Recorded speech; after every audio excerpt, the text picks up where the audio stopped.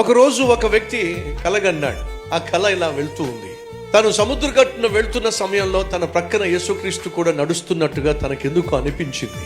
ఎందుకయ్యా అంటే తను నడుచుకుంటూ వెళ్తున్నప్పుడు ఎవరు కనిపించట్లేదు, కానీ దేవుడు తన పక్కన నడుస్తున్నట్టుగా అనిపించిన కారణం ఏమిటంటే తన పక్కనే మరొక 2 పాదాలు నడుస్తూ వస్తున్నాయి. పాదాలు ముద్రలు మాత్రం కనిపిస్తున్నాయి, కానీ మనిషికి మాత్రం కనిపించట్లా. అప్పుడు ఆత్మీయుడు ఎంత సంబరపడిపోయాడో, ప్రభువా నువ్వు నాకు తోడుగా ఉంటానన్నావు, నాతో వస్తానన్నావు, ఈ రోజు నువ్వు నా పక్కన నడుస్తున్నావు అని చెప్పి నీ పాదాలు స్పష్టంగా నాకు తెలియచేస్తున్నాయి. ఇంతకంటే గొప్ప ధన్యత ఏముంటుంది నాయన. కొంత దూరం వెళ్ళిన తర్వాత ఆ ఇసుక బాట కాస్త ముళ్ళ బాటగా మారింది, రాళ్ల బాటగా మారింది. ఆ బాట ప్రమాదకరంగా కనిపించిందో పక్కన ఉన్నటువంటి ఆ 2 పాదాలు మాయమైపోయినాయి. అది చూసి ఆ భక్తుడు దేవుడిని అంటున్నాడు, ఇది ధర్మమా ప్రభువా? ఇసుక బాట ఉన్నప్పుడు నాతో పాటు నడిచావు, ముళ్ళ బాట వచ్చినప్పుడు రాళ్ల బాట వచ్చినప్పుడు నువ్వు మాయమైపోయావు.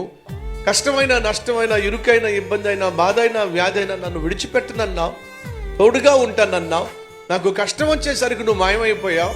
ఇది ధర్మమా నాయనా అని ప్రార్థన చేస్తూ ఉంటే అప్పుడు దేవుడు ఒక మాట అన్నాడట, నా కుమారుడా నువ్వు 2 పాదాలే చూస్తున్నావు, 4 పాదాలు చూడటం లేదు.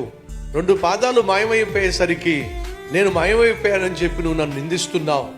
అవును ప్రభువా, నీ పాదాలు కనిపించట్లా, 2 పాదాలే కనిపిస్తున్నాయి. ఇప్పుడు దేవుడు అన్న మాట ఏంటి తెలుసా? ఆ 2 పాదాలు నీవి కాదు నా కుమారుడా, ఆ 2 పాదాలు నావి. మరి నేనెక్కడున్నానో?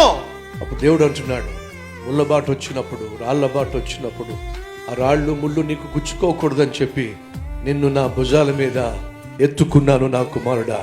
నీ తల్లైనా మరిచినా మరుస్తుందేమో గాని నేను నిన్ను మరువను.